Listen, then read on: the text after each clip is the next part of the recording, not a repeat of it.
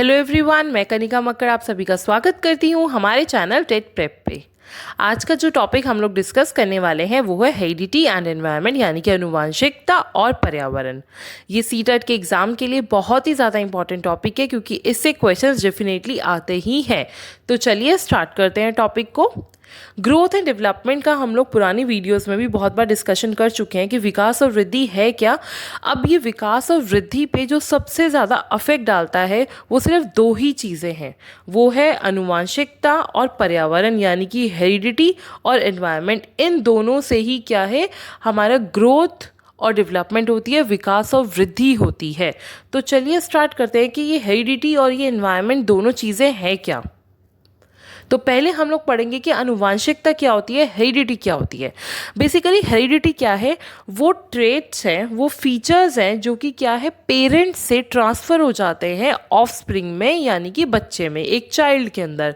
यानी कि जो हमारे लक्षण हैं जो कि माता पिता से उनकी संतानों में जाते हैं, उसी को हम लोग क्या कह देते हैं, हेरिडिटी, जो कि एक पीढ़ी से दूसरी पीढ़ी में ट्रांसफ़र होते हैं, यानी कि एक जनरेशन से दूसरी जनरेशन में ट्रांसफ़र हो जाते हैं। उन्हीं को हम लोग अनुवांशिकता कहते हैं, उन्हीं को हम लोग हेरिडिटी कहते हैं।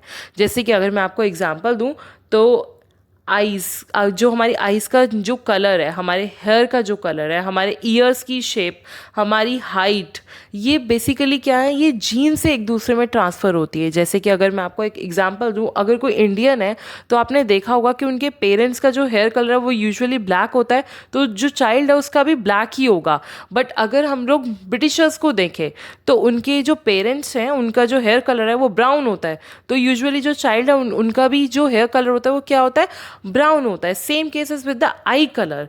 तो ये सभी क्या है, ये हेरिडिटी है, यानी कि अनुवांशिकता है जो कि एक जनरेशन से दूसरी जनरेशन को ट्रांसफ़र हो जाती है। देखिए जैसे कि आप इस पिक में देख सकते हैं कि इसमें क्या है, हमारे हेड की जो शेप है, हमारे हेयर्स कैसे ग्रो होंगे, वो हमारा टंग, हमारा थंब रखने का स्टाइल, हमारी फुट की फिंगर्स, हमारी टीथ का स्टाइल, हमारी ईयर्स, हमारे हैंड्स की जो फिंगर्स हैं, इनकी शेप, ये सभी क्या है, ये एक हेरिडिटी से दूसरी हेरिडिटी में जाते हैं, यानी कि एक जनरेशन से दूसरी जनरेशन में ट्रांसफ़र होती रहती है। इन्हीं को हम लोग क्या कह देते हैं, हेरिडिटी। अब इसमें नेक्स्ट पॉइंट है कि जब बच्चा गर्भ में आता है, means at the time of conception, क्या होता है कि जो फादर की जो प्रोडक्टिव सेल्स हैं उनको हम स्पर्म कहते हैं, जो मदर के प्रोडक्टिव सेल्स हैं उनको हम ओवम कहते हैं। तो जब उनका यूनियन होता है तो उससे एक जाइगोट क्रिएट होता है, और उस जाइगोट के अंदर क्या होता है, 23 क्रोमोसोम के पेयर्स होते हैं ईच, यानी कि 23 होते हैं फादर के और 23 होते हैं मदर के, यानी कि टोटल हो गए 46 क्रोमोसोम, जिससे कि क्या पता चलता है कि बेबी बॉय होगा या बेबी गर्ल होगी। तो अब जो मदर होती है उसके अंदर XX होते हैं और जो फादर हैं उनके अंदर X एंड Y होते हैं। तो अगर सपोज कि अगर मदर से X मिला और फादर से भी X मिला, देन आती है फीमेल चाइल्ड, यानी कि बेबी गर्ल, और मदर से तो ऑब्वियसली X ही मिलेगा, और फिर फादर से अगर Y मिला देन आ जाता है हमारा बेबी बॉय। यानी कि ये चीज़ आपको ध्यान रखनी है कि अगर XX वाला पेयर है तो यानी कि वो बेबी गर्ल है, और अगर XY वाला पेयर है तो वो बेबी बॉय है। तो यूजुअली हम इसमें कह सकते हैं कि ये मेल पे डिपेंडेंट करता है कि बेबी गर्ल होगी या बेबी बॉय होगा, क्योंकि फीमेल के पास ऑलरेडी सिर्फ XX ही है, तो ये कंप्लीटली मेल पे डिपेंड करता है। अब इसमें नेक्स्ट पॉइंट है कि जो ऑफस्प्रिंग्स हैं उनके अंदर सेट ऑफ जीन्स होते हैं जो कि उसके दोनों पेरेंट्स से आते हैं। जस्ट अभी हम लोगों ने ये चीज़ डिस्कस करी है कि मेल के जो प्रोडक्टिव सेल्स हैं और जो फीमेल के प्रोडक्टिव सेल्स हैं वो दोनों 23 पेयर्स ऑफ क्रोमोसोम कैरी करते हैं, और दोनों के जीन्स का जब यूनियन हो जाता है, वो जो एग है वो फर्टिलाइज हो जाता है, उसी से बेबी गर्ल या बेबी बॉय बनता है। तो अब ये जो जीन्स हैं ये बेसिकली दो पार्ट्स के अंदर डिवाइडेड है। फर्स्ट है जीनोटाइप और सेकेंड है फिनोटाइप। जो जीनोटाइप है वो बेसिकली हमारी जेनेटिक एंडोमेंट है, यानी कि अगर ह्यूमन है तो ऑब्वियसली ये बात है कि जो बेबी होगा वो ह्यूमन का ही होगा, इंसान है तो इंसान ही बनेगा। देन जो फिनोटाइप के जो फीचर्स हैं वो होते हैं जो ऑब्जर्वेबल होते हैं, जो हम अपनी आंखों से बिल्कुल क्लियरली देख सकते हैं। जैसे कि अगर हमारे फादर की जो आई का शेड है वो ब्लैक है और जो चाइल्ड है उनका भी सेम ब्लैक हुआ, स्किन कलर, हेयर कलर, तो इन सबको हम लोग देख सकते हैं। तो ये क्या है, ये है फिनोटाइप जीन्स, और जिनको हम लोग यूजुअली देख नहीं सकते हैं बट वो अंदर हैं और वो ट्रांसफ़र हुए हैं हमारे फादर से या फोर फादर से, ग्रैंड पेरेंट्स से, तो उसको हम लोग क्या कह देते हैं, जीनोटाइप। अब नेक्स्ट है आइडेंटिकल ट्विंस एंड फिटर्नल ट्विंस, यानी कि समान दिखने वाले जुड़वा बच्चे और भिन्न दिखने वाले जुड़वा बच्चे। अब जो समान दिखने वाले जुड़वा बच्चे होते हैं यानी कि जो आइडेंटिकल ट्विंस होते हैं वो बिल्कुल एक जैसे दिखते हैं। जैसे कि आप इस पिक में देख सकते हैं कि उनकी आईज़ का शेप, कलर, उनका जो सेक्स है वो भी बिल्कुल सेम होगा अगर दोनों मेल्स ही होंगे या दोनों फीमेल्स ही होंगी, और बिल्कुल आइडेंटिकल होंगे। यूजुअली उनके इंटरेस्ट एरियाज भी, चॉइसेस भी ऑलमोस्ट सेम होंगी, तो उनको हम लोग क्या कह देते हैं, आइडेंटिकल ट्विंस। और जो फिटर्नल ट्विंस हैं उनमें क्या होता है, उनमें डिफरेंसेस होते हैं, वो एक दूसरे से थोड़े से डिफरेंट होते हैं। इसके अंदर बॉय और गर्ल भी हो सकते हैं, गर्ल और गर्ल भी हो सकते हैं, ऐसा ज़रूरी नहीं है कि हमेशा बेबी बॉय और बेबी गर्ल ही होंगे, बट दोनों एक दूसरे से डिफरेंट होंगे, चाहे वो उनका फिजिकल अपीयरेंस हो, चाहे वो उनके इंटरेस्ट हो, उनमें आप डिफरेंस बहुत इजीली देख सकते होगे कि ये दोनों तो बिल्कुल अलग अलग दिखते हैं, बट जो आइडेंटिकल है वो कम्प्लीटली सेम होंगे। अब ऐसा क्यों होता है, उसके पीछे रीज़न ये है कि जो आइडेंटिकल ट्विंस हैं वो एक ही एग से प्रोड्यूस होते हैं, सेम एग होता है वो, यूजुअली वो जो प्लेसेंटा जो शेयर करते हैं वो बिल्कुल सेम होता है, तो इसीलिए क्या है वो बहुत हद तक एक दूसरे से मैच करते हैं, एक दूसरे के समान होते हैं। अब जो फिटर्नल ट्विंस हैं वो दो स्पर्म से बनते हैं, दो डिफरेंट एग्स होते हैं, उनके सेपरेट प्लेसेंटास होते हैं, इसी रीज़न की ये वजह से वो दोनों एक दूसरे से अलग अलग दिखते हैं और अलग अलग उनके इंटरेस्ट होते हैं। बहुत सारी चीज़ें जो उनके जीन्स हैं वो थोड़े बहुत डिफरेंट होते हैं। ये था कि आनुवांशिकता क्या होती है। अब चलिए नेक्स्ट करते हैं कि पर्यावरण क्या होता है, यानी कि एनवायरनमेंट क्या होता है। अब देखिए हेरिडिटी को छोड़कर जो भी चीज़ें हमारे आसपास हैं, जिनमें हम जी रहे हैं, पैदा होने से लेकर मरने तक जो हमारे आसपास है, उसी को हम लोग क्या कह देते हैं, पर्यावरण। सिर्फ हमारे जीन्स या हेरिडिटी को छोड़कर, जैसे कि हमारी फैमिली हो गई, स्कूल हो गया, हमारा नेबर हो गया, हम किस एरिया में रहते हैं, किस नेशन में रह रहे हैं, हमारी गवर्नमेंट कैसी है, ये सभी क्या है, ये सभी है हमारा पर्यावरण यानी कि एनवायरनमेंट। जिस भी सर्कमस्टेंसेस में या जिस भी परिस्थितियों में हम एक व्यक्ति या हम रहते हैं उसी को हम लोग क्या कह देते हैं, एनवायरनमेंट। और उसका जो प्रभाव है वो एक बच्चे पे सबसे ज़्यादा पड़ता है। देखिए हेरिडिटी भी इम्पॉर्टेंट है और साथ में एनवायरनमेंट भी इम्पॉर्टेंट है, ये दोनों ही इम्पॉर्टेंट है। हेरिडिटी बेसिकली हमें क्या देती है, एक शरीर देती है, रंग देती है, स्ट्रक्चर देती है, कॉम्प्लेक्शन देती है और हमें अलग अलग फीचर्स दे देती है, विशेषताएं देती है। मगर जो पर्यावरण है वो क्या करता है, वो हमें वो अवसर देता है जिनसे कि हम इन सभी को डेवलप कर पाएँ, इन सभी को विकसित कर पाएँ। तो क्या है, हेरिडिटी और एनवायरनमेंट दोनों का ही डिफरेंट रोल है और दोनों ही डेवलपमेंट के लिए सबसे ज़्यादा इम्पॉर्टेंट है, विकास के लिए सबसे ज़्यादा इम्पॉर्टेंट है। अब जो जितनी भी मेंटल और जो सोशल ट्रेट्स हैं, यानी कि जितनी भी जो मानसिक और जो सामाजिक लक्षण है वो हमें एनवायरनमेंट से मिलते हैं, पर्यावरण से मिलते हैं। मगर जो भी हमारी जन्मजात लक्षण है, यानी कि जो भी हमारी इनबॉर्न ट्रेट्स हैं, इंस्टिंक्ट्स हैं, वृत्ति है, आईक्यू है हमारा, वो सभी हमें आनुवांशिकता से मिलती है, यानी कि हेरिडिटी से मिलती है। तो दोनों ही क्या है, बहुत ज़्यादा इम्पॉर्टेंट है। इन दोनों का ही रोल है हमारी विकास में। अगर ये दोनों नहीं होंगे तो ना विकास हो पाएगी ना वृद्धि हो पाएगी। तो दोनों ही बहुत ज़्यादा इम्पॉर्टेंट है।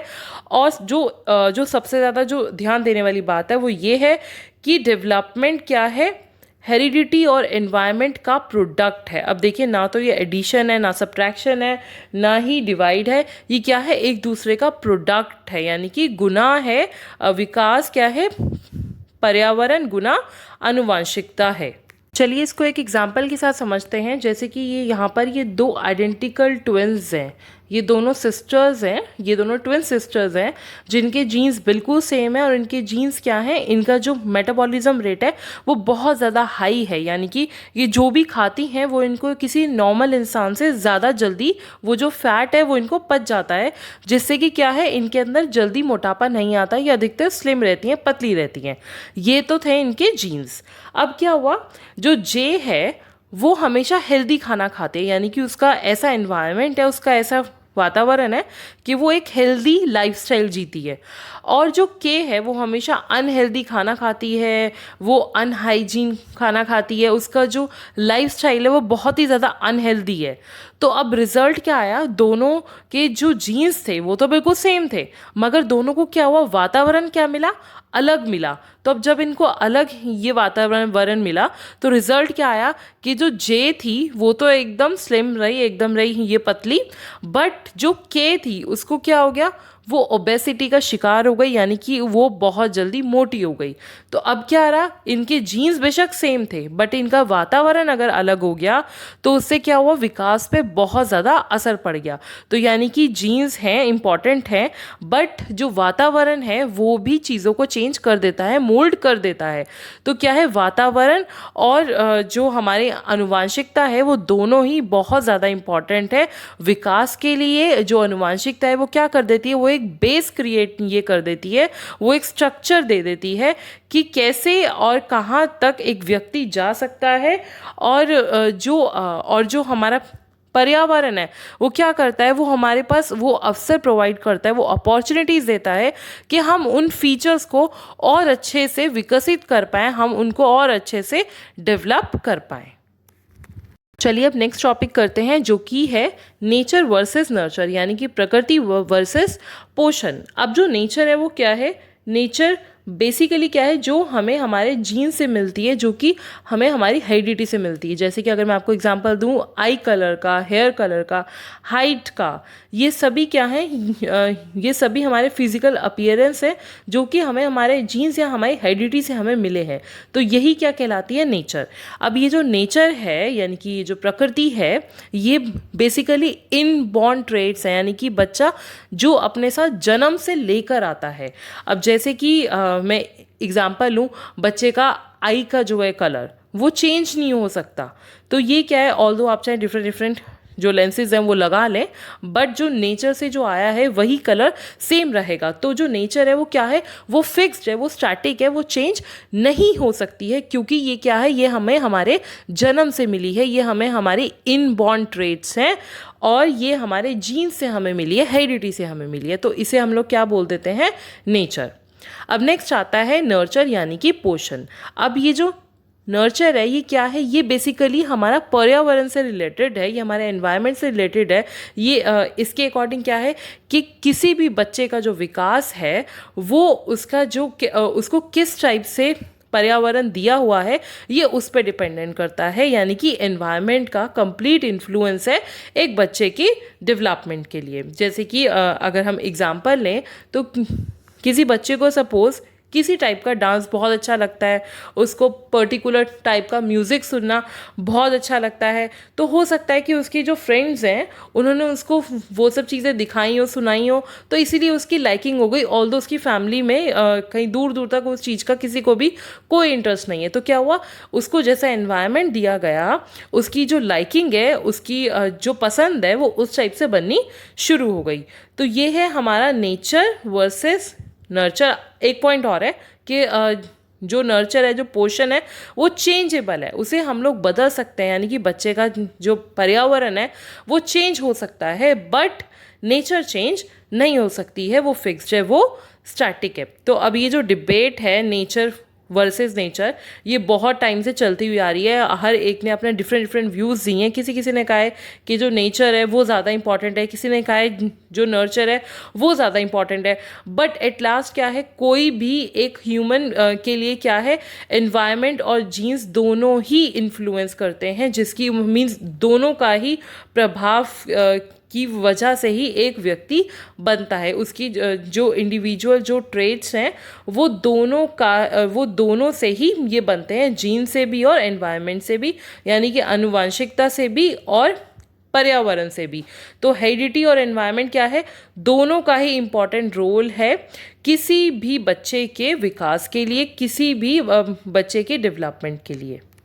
जैसे कि अभी हम लोग पहले भी पढ़ चुके हैं कि डेवलपमेंट क्या है, एनवायरनमेंट इनटू हेरिडिटी, और क्या है, एनवायरनमेंट के बिना जो हेरिडिटी है वो बिल्कुल बेकार है, यानी कि पर्यावरण के बिना आनुवांशिकता बिल्कुल बेकार है, और एनवायरनमेंट के बिना हेरिडिटी का कोई भी मतलब नहीं है, यानी कि आनुवांशिकता के बिना पर्यावरण का कोई भी मतलब नहीं है। क्योंकि ऑब्वियसली जब तक कोई ये बच्चा कोई इनबॉर्न फीचर्स नहीं लेकर आएगा तब तक आप उसको माहौल दोगे ही क्या।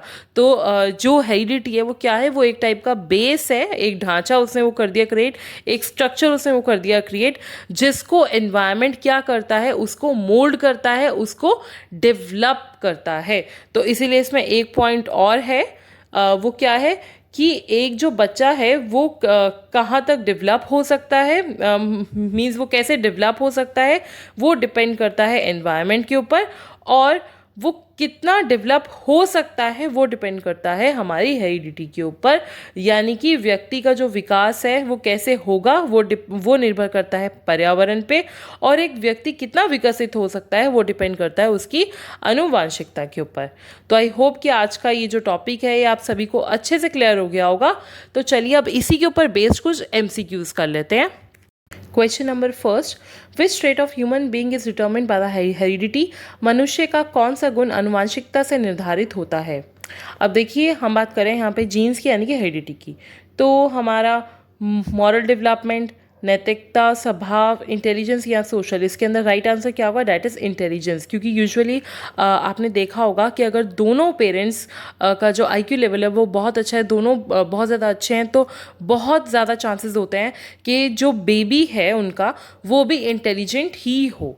तो इससे इसका राइट आंसर क्या होगा, डैट इज़ इंटेलिजेंट। क्योंकि ये जो बाकी की जो है चीज़ें वो यूजुअली हम लोग अपना जो पर्यावरण है उससे सीखते हैं, हम एनवायरनमेंट से सीखते हैं। Question number next, heredity plays a most important role in, अब जो हेरिडिटी है उसका सबसे ज़्यादा इंपॉर्टेंट रोल होता किस में है, क्या हमारा जो सांस्कृतिक विकास है, जो कल्चर डेवलपमेंट है उसमें होता है, ऑब्वियसली नॉट, ये तो एनवायरनमेंट से रिलेटेड है। Physical development of the child, yes, इसका राइट आंसर क्या है, that is a physical development of the child, यानी कि बच्चे का शारीरिक विकास। अब देखिए हमने हेरिडिटी में ही ये पढ़ा था कि बच्चे की हाइट, वेट, आई का कलर, हेयर का कलर, स्किन का कलर, उसका बॉडी स्ट्रक्चर, ये यूजुअली उसके जीन्स पे डिपेंडेंट है। तो यानी कि जो उसका जो शारीरिक विकास है वो अधिकतर क्या है, वो हमारे जीन्स के ऊपर डिपेंडेंट है। ऑल्दो इसके अंदर जो पर्यावरण है उसका भी रोल है, उस पर भी डिपेंडेंट है, बट मैक्सिमम क्या है, जो हमारे जो शारीरिक विकास है वो हेरिडिटी पे डिपेंडेंट है, वो आनुवांशिकता पे डिपेंडेंट है। तो राइट आंसर क्या होगा, second, that is a physical development of a child.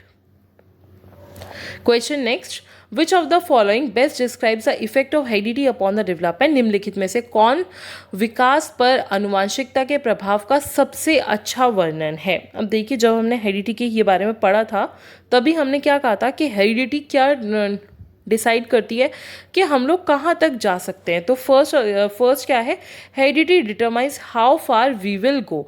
अब देखिए जब भी चीज़ विल आ गया तो इसका क्या मतलब हो गया, श्योरिटी हो गई कि हेरिडिटी ने ये डिसाइड कर दिया कि यही चीज़ होगी। जैसे कि अगर सपोज कि जो पेरेंट्स हैं उनकी मैक्सिमम हाइट 6 फीट है, तो जो बेबी होगा उसकी भी मैक्सिमम हाइट 6 फीट होगी। ऐसा हो सकता है, बट ऐसा ही होगा ये कभी भी कंफर्म नहीं है। तो इसीलिए ये जो विल है ये क्या हो जाएगा, ये रॉन्ग हो जाएगा। कभी भी ऐसा फिक्स्ड नहीं हो सकती है, हेरिडिटी हमारी एज सच फिक्स्ड नहीं हो सकती है। नेक्स्ट क्या है, it determines how far we can go. Yes, ये बिल्कुल राइट आंसर है। जो हेरिडिटी है वो क्या डिफाइन करती है, वो ये तय करती है कि हम कितनी दूर तक जा सकते हैं, बट उतनी ही दूर तक जाएंगे ये फिक्स नहीं है। तो इससे राइट आंसर क्या हो गया, that it determines how far we can go. Next आता है, which one of the following statement is true about the role of heredity and environment, अनुवांशिकता और पर्यावरण की भूमिका के बारे में निम्नलिखित में से कौन सा कथन सत्य है। तो चलिए स्टार्ट करते हैं। फर्स्ट है हमारा, certain aspects of development are influenced more by heredity and other more by the environment. Yes, बिल्कुल सही है ये क्या बोल रहा है कि जो डेवलपमेंट है जो हमारा कुछ विकास है वो तो हमारी आनुवंशिकता के ऊपर डिपेंडेंट है, और कुछ जो है वो हमारा जो एनवायरनमेंट है उसके ऊपर डिपेंडेंट है। एग्जैक्टली क्योंकि हमारी जो डेवलपमेंट है वो इन दोनों का ही ये प्रोडक्ट है, तो इन दोनों से ही क्या है, हमारा जो इंडिविजुअल जो ट्रेट है, जो व्यक्तिगत जो लक्षण है वो इन दोनों से ही आते हैं। बट हम बाकी के ऑप्शंस भी देख लेते हैं एक बार। नेक्स्ट है, a child's ability to learn and perform is completely decided by the genes. Obviously not, उसको कैसा वातावरण मिल रहा है उस पर भी डिपेंडेंट है। Good care and a nutritious diet can fight of any disorder a child is born with. Obviously not, ऐसा ज़रूरी नहीं है। इनफैक्ट ऐसी बहुत सारी ऐसी हेरिडिटी की बीमारियां हैं जिनका अभी तक कोई साइंटिस्ट के पास कोई इलाज भी नहीं है, तो ऐसा नहीं है। नेक्स्ट है, the environment plays a significant role in the child's language development. अब देखिए कुछ चीज़ें उसके हेरिडिटी में भी हैं, जो लैंग्वेज है वो अपने हेरिडिटी से भी लेकर आ रहा है, तो ऐसा ज़रूरी नहीं है कि सिर्फ और सिर्फ एनवायरनमेंट ही अगर हमने उसको ऐसा ये दे दिया तो उसकी लैंग्वेज उसके थ्रू ही डेवलप हो जाएगी। तो ये सभी हमारे रॉन्ग आंसर्स हो गए। तो राइट आंसर क्या होगा, certain aspects of development are influenced more by heredity and other mores by the environment. Question next. Individual differences in development of a children can be attributed to बच्चे के विकास में व्यक्तिगत अंतर को जिम्मेदार ठहराया जा सकता है। अब देखिए हमारे अंदर जो भी डिफरेंसेस हैं वो क्या हैं, अभी जस्ट हम लोगों ने ये पढ़ा है, वो दोनों का प्रोडक्ट है, हेरिडिटी का और एनवायरनमेंट का, यानी कि आनुवांशिकता और जो पर्यावरण है, उन दोनों का जो प्रभाव है उसी की वजह से दो लोग एक दूसरे से अलग हो जाते हैं। तो इसका राइट आंसर क्या हो गया, directly interplay of heredity and environment, यानी कि आनुवांशिकता और पर्यावरण की परस्पर क्रिया। Question number next, a child's diet affects how tall the child grows and even how effectively the child can think and solve the problems. In this example, development is primarily influenced by। अब देखिए यहाँ पे हम लोग किस चीज़ की बात कर रहे हैं, यहाँ पे हम लोग बात कर रहे हैं बच्चे की डाइट से रिलेटेड। यहाँ पे हमने उसके पेरेंट्स की या उसके फोर फादर्स की, उसके जीन्स की हमने कोई बात नहीं करी। हम यहाँ पे क्या कह रहे हैं कि हम बच्चे को कैसा आहार दे रहे हैं। तो अब जब हम बच्चे के आहार की बात कर रहे हैं, यानी कि हम लोग किसकी बात कर रहे हैं, हम लोग पर्यावरण की बात कर रहे हैं, हम लोग इसमें जो नर्चर है उसकी बात कर रहे हैं, हम इसमें प्रकृति की बात नहीं कर रहे हैं। तो यानी कि इसमें हमारा जो राइट आंसर है वो क्या हो जाएगा, डेट इज एनवायरनमेंट, यानी कि पर्यावरण। तो आई होप कि आज का टॉपिक और ये एमसीक्यूज आप सभी को क्लियर हो गए होंगे। Thank you so much for watching this video, और अगर आपको ये वीडियो अच्छी लगी हो then please like, share and subscribe, और अगर आपको इन नोट्स की PDF चाहिए then please join our Telegram group. Thank you so much, bye bye everyone. आप सब लोग अपना बहुत बहुत ध्यान रखिएगा।